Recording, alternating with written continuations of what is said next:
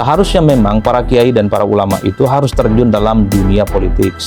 Karena harus diakui di negara kita ini keputusan-keputusan penting, keputusan-keputusan strategis itu memang melalui proses-proses politik. Ingin jadi presiden, ingin jadi anggota dewan, ingin jadi menteri, ingin jadi gubernur, bupati, dan wali kota, semuanya melalui proses-proses politik. Bismillahirrahmanirrahim. Assalamualaikum warahmatullahi wabarakatuh. Kali ini saya tertarik ingin membahas terkait dengan pidato politik yang disampaikan oleh Kiai Ma'ruf Amin, mantan Wakil Presiden Republik Indonesia, dalam sebuah halaqah kebangsaan yang dilaksanakan di Kota Depok. Judulnya adalah mengembalikan politik kiai sebagai solusi untuk menyelesaikan persoalan-persoalan kebangsaan yang dilaksanakan hari Minggu beberapa hari yang lalu. Jadi menurut saya menjadi penting karena pertama background saya adalah political science dan saya juga sempat menekuni terkait dengan studi-studi terkait dengan politik Islam.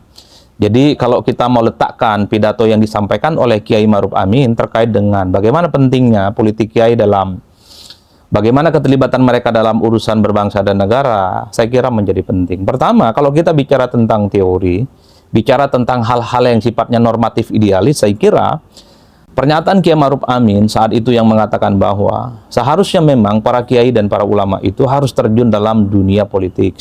Karena harus diakui di negara kita ini keputusan-keputusan penting, keputusan-keputusan strategis itu memang melalui proses-proses politik. Ingin jadi presiden, ingin jadi anggota dewan, ingin jadi menteri, ingin jadi gubernur, bupati, dan wali kota, semuanya melalui proses-proses politik. Dan bahkan kita tahu juga begitu banyak keputusan-keputusan politik yang dibuat baik oleh DPR dan pemerintah dalam hal ini adalah juga proses-proses politik.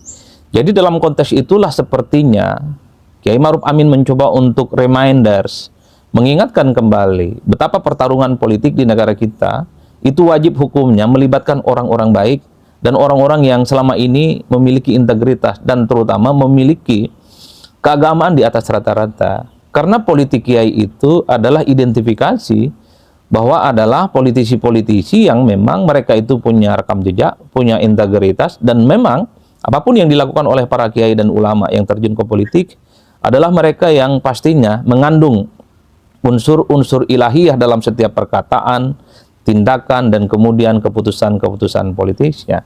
Jadi ini yang sepertinya Kiai Ma'ruf Amin dalam konteks ini ingin mengajak seluruh masyarakat yang mendengarkan pidato itu, dan mungkin kita semua yang membaca statementnya melalui berita-berita di media massa ataupun di media sosial, itu adalah sebagai upaya ajakan bahwa orang-orang baik ya, seperti para ulama dan para kiai itu jangan berpangku tangan.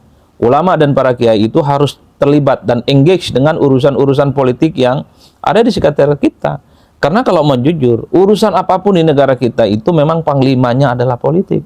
Menjadi presiden, gubernur, bupati, wali kota, urusan banjir, urusan sampah, urusan kemacetan, urusan SPP, urusan bagaimana tarif dasar listrik, dan seterusnya, dan seterusnya. Itu semua urusan politik. Inilah yang saya sebutkan bahwa saya sebagai orang yang sejak lama menekuti pemikiran-pemikiran yang terkait dengan pemikiran politik Islam, pentingnya ulama, orang baik, yang soleh, dan imannya tebal, terjun dalam politik itu penting.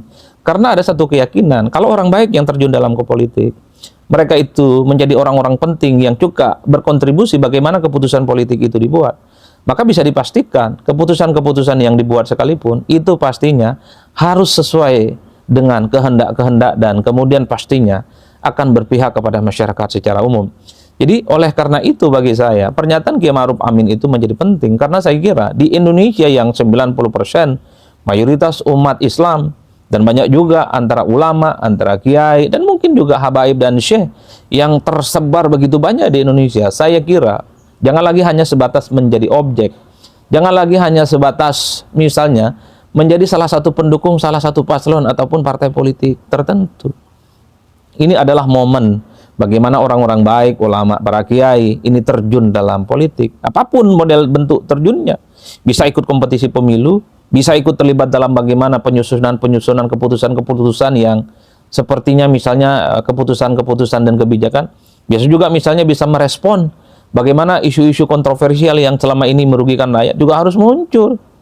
Jadi ketika ada isu yang terkait misalnya pagar laut Kabupaten Tangerang, tentu kita berharap politisi-politisi yang berasal dari kalangan kiai dan ulama itu menjadi garda terdepan. Ketika terkait dengan misalnya terkait dengan kekisruhan soal tabung gas 3 kg yang beberapa waktu yang lalu dilarang dijual di eceran, kita berharap muncul politisi-politisi ataupun aktivis-aktivis yang muncul dari kalangan para kiai dan ulama untuk menjadi barisan terdepan, untuk menyampaikan bagaimana rakyat itu disuarakan aspirasi dan kepentingan politiknya. Itulah yang saya maknai ketika Kiai Ma'ruf Amin menyampaikan pidato politiknya dalam halakoh kebangsaan tentang pentingnya membumikan politik kiai dalam kehidupan berbangsa dan negara. Bagi saya ini penting untuk diingatkan kembali, karena yang kita pahami, seorang ulama, seorang kiai, hidup dan matinya pasti hanya untuk agama, bangsa, negara, dan rakyat. Hanya itu saja. Tidak pernah ada ceritanya seorang ulama yang benar, seorang kiai yang benar, ketika dia terjun dalam dunia politik, yang dipikirkan itu hanya untuk menguntungkan pribadi, kelompok, dan kemudian kepentingan-kepentingan pribadi dan kelompok-kelompok tertentu. Ulama itu adalah mereka yang terafiliasi bahwa semua kepentingannya itu adalah untuk rakyat. Itulah yang disebut oleh Kiai Ma'ruf Amin sebagai nilai-nilai ilhamiah.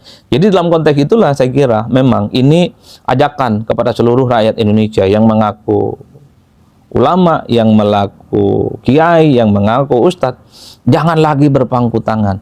Saatnya berada di garda terdepan untuk memberikan bagaimana pencerahan masa depan politik di Indonesia itu salah satunya ada pada tangan-tangan ulama dan para kiai yang dinilai punya kesolehan, yang dinilai punya integritas, yang dinilai punya rekam jejak bersih dibandingkan dengan yang lainnya. Apalagi kita tahu salah satu tokoh penting yang didengarkan di negara kita itu adalah suara dan pendapat-pendapatnya ulama dan kiai. Ketika ulama dan kiai itu berfatwa dan berpendapat, ada kecenderungan masyarakat itu akan sami'na wa ata'na, tegak lurus dan mengikuti apa yang disampaikan oleh ulama dan kiai itu. Itulah yang saya sebutkan dalam konteks tataran normatif ideal menjadi penting bagaimana seorang ulama dan kiai terjun dalam politik, baik menjadi calon langsung, baik kemudian mengadvokasi kebijakan-kebijakan yang tidak dengan pro rakyat, ataupun baik misalnya menjadi corong bagaimana perjuangan-perjuangan rakyat di masa-masa yang akan datang. Itu yang kemudian menjadi garda terdepannya adalah para aktivis dan politisi-politisi yang berasal dari kiai dan para ulama. Posisi mereka di masyarakat kita ini kan adalah kelas elit. Kelas elit kalangan agama rata-rata di Indonesia itu masih menjadi rujukan untuk terus diingat, untuk terus bagaimana statement dan pernyataan-pernyataan mereka itu akan selalu diikuti oleh masyarakat secara umum. Itu yang pertama. Yang kedua, unfortunately, sayangnya, kita kan bisa melihat bagaimana sebenarnya begitu banyak partai-partai politik di negara kita yang terafiliasi sebagai partai politik yang memiliki basis massa ataupun semangat Islam. Kita tidak mungkin saya sebutkan satu persatu, tapi kita bisa cek. Partai-partai yang kemudian bernuansakan Islam itu, kalau mau jujur juga banyak juga yang diisi oleh kalangan-kalangan aktivis Islam, banyak juga yang memiliki latar belakang kiai dan mungkin juga ulama. Mereka jadi anggota dewan, ada yang jadi gubernur, ada yang jadi wali kota, ada yang jadi anggota dewan dan seterusnya. Tapi kita cek satu persatu. Apakah kebijakan mereka setelah menjadi pejabat publik itu sesuai dengan harapan atau tidak? Nyatanya per hari ini kita tidak pernah mendengarkan bagaimana secara spesifik ya politisi-politisi Islam, baik yang ada di partai, ataupun yang jadi anggota dewan, ataupun mereka yang jadi kepala daerah, itu memperjuangkan aspirasi Islam secara umum. Tentu yang dimaksud dengan Islam itu adalah nilai-nilai yang sifatnya universal, yang tidak bertentangan dengan rakyat. Karena kalau mau jujur, per hari ini, ketika begitu banyak keputusan-keputusan kontroversial, tidak pro dengan rakyat, ya sorry to say, partai-partai Islam ataupun politisi-politisi Islam yang memiliki latar belakang aktivis kiai mungkin, berlatar belakang ustadz mungkin, berlatar belakang ulama mungkin, itu tidak ada suaranya. Dalam istilah politik ini yang disebut dengan dasayan and dasolan. Dasayan itu adalah sesuatu yang sifatnya normatif ideal, sementara dasolan itu adalah realitas politik yang terjadi. Di Indonesia, sesuatu hal yang ideal, dalam praktiknya itu tidak ideal. Idealnya ketika seorang ulama, aktivis Islam, dia kiai, dia soleh, imannya tebal, terjun dalam dunia politik, pasti yang dilahirkan adalah kebijakan-kebijakan yang bernuansa ilahiyah dan pro dengan rakyat. Meski dalam praktiknya harus kita akui, peran-peran politisi Islam, peran-peran partai-partai Islam per hari ini itu tidak terlampau hebat dibandingkan dengan peran-peran partai-partai yang selama ini kita kenal dengan partai-partai nasionalis ataupun politisi-politisi yang nasionalis dan tidak memiliki irisan keagamaan Islam apapun secara signifikan. Jadi ini menjadi PR. Jadi bagi siapapun di masa-masa yang akan datang yang terjun dalam dunia politik, membawa label agama, membawa label Islam, membawa label ulama, membawa label itu kiai, maka harus tampil ke muka, tunjukkan bahwa semua proses politik yang ada di negara kita, kebijakan-kebijakannya itu harus dipastikan pro dengan rakyat, tidak pro dengan kelompok-kelompok elit tertentu yang disebut dengan oligarki itu. Jadi clear kan di situ.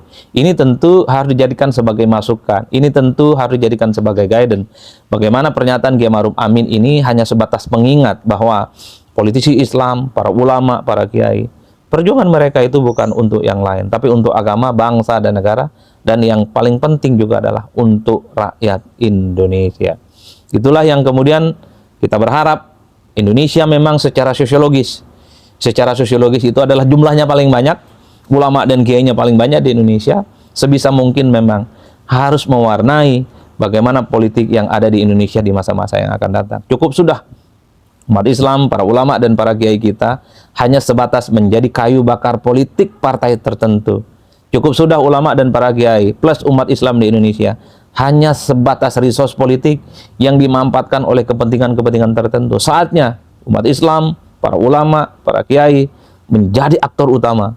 Bagaimana mereka itu menjadi trendsetter, menjadi penegak amar ma'ruf nahi munkar dengan cara merebut sumber-sumber kekuasaan, amar ma'ruf nahi mungkar dengan cara merebut sumber-sumber kekuasaan menjadi kekuatan-kekuatan penting di tangan ulama dan para kiai. Insya Allah Indonesia di masa-masa yang akan datang akan menjadi bangsa yang mantap. Tentu yang disebut dengan nilai-nilai Islamisme, perjuangan ulama dan Islam itu tidak harus formalis, tapi terletak pada substansi dan esensinya. Karena tentu kita tidak mau terjebak yang disebut dengan kebijakan-kebijakan yang sifatnya ilahiyah, Islamis itu adalah sifatnya yang formalistik. Jadi nilai-nilai Islamisme itu adalah nilai-nilai yang lebih pada perjuangan pada substansi, terutama untuk kemaslahatan umat. Ketika ada kebijakan BBM tidak pro rakyat, muncullah politisi Islam. Kalau itu yang terjadi, itu yang disebut dengan nilai-nilai perjuangan Islam. Ketika ada tarif daftar listrik, harga-harga pokok naik, ada protes yang dilakukan oleh kalangan Islam, politisi Islam, oleh politisi kiai dan ulama, itulah nilai-nilai Islam. Ketika ada misalnya pemerintah mempersulit hidup rakyat, kemudian para ulama dan para kiai tampil ke muka memperjuangkan aspirasi umat Islam, itulah nilai-nilai Islamisme. Jadi nilai-nilai Islam yang dimaksudkan tentu saja adalah nilai-nilai Islam yang inklusif, nilai-nilai Islam yang sangat terbuka, tidak terjebak pada formalisme ataupun simbol-simbol tertentu, tapi lebih pada nilai di mana nilai itu adalah untuk kemaslahatan umat, bukan untuk kepentingan-kepentingan yang lain. Jadi sekalipun para kiai dan ulama terjun ke politik, bukan formalisme yang mereka perjuangkan, tapi pada nilai, bagaimana nilai-nilai Islam yang itu memang dikhususkan untuk seluruh umat manusia di muka bumi, termasuk khususnya di Indonesia, itu harus menjadi prioritas utama. Nilai-nilai Islamisme itu berkelindan dengan nilai-nilai demokrasi, keadilan, persamaan, hak politik. Ketika itu yang diperjuangkan oleh politisi Islam dari kalangan ulama dan kiai, itulah esensi bagaimana politik Islam yang sesungguhnya. Salam politik syai'un syai'un, pastinya mantap semantap-mantapnya.